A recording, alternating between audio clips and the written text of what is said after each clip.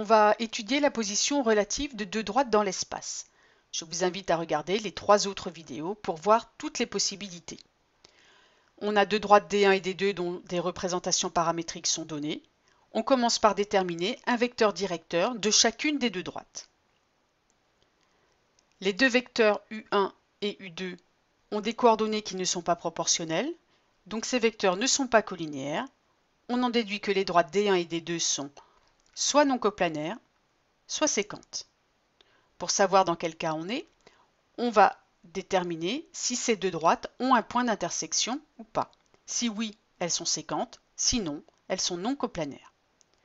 Pour déterminer s'il existe un point d'intersection aux deux droites, on va écrire un système formé de 3 équations avec 2 inconnus. Les 2 inconnus sont les 2 paramètres t et k. Il est donc important de noter les paramètres des deux droites différemment de façon à avoir un système de 3 équations avec 2 inconnus. La première équation, c'est 1 plus t égale 2 plus 2k. La deuxième équation, 3 moins 2t égale moins 4 plus k. Et la dernière équation, moins 2 plus t égale 2 moins k. On a un système de 3 équations avec 2 inconnus. On va utiliser les 2 premières équations pour déterminer les valeurs de t et k, que l'on reportera ensuite dans la dernière équation pour voir si l'égalité est vraie. La première équation donne t égale 2k plus 1, et dans la deuxième équation, on va remplacer le t qui figure ici par 2k plus 1 que l'on vient de trouver. On obtient ainsi une équation dans laquelle il n'y a plus qu'une seule inconnue, k. Pour l'instant, la dernière équation a été recopiée. On résout cette équation ici. On trouve la valeur de k correspondante, k égale 1.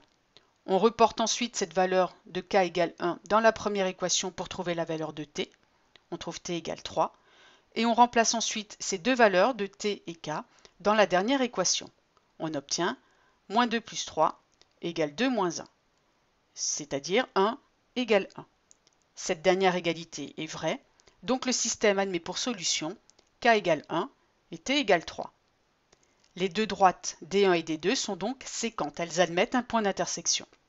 Ce point d'intersection, pour en connaître les coordonnées, il suffit de remplacer t par 3 dans la représentation paramétrique de D1 ou bien k par 1 dans la représentation paramétrique de D2. En faisant cela, en remplaçant k par 1 dans cette représentation paramétrique, on trouve que M, le point d'intersection des deux droites D1 et D2, a pour coordonnées 4, moins 3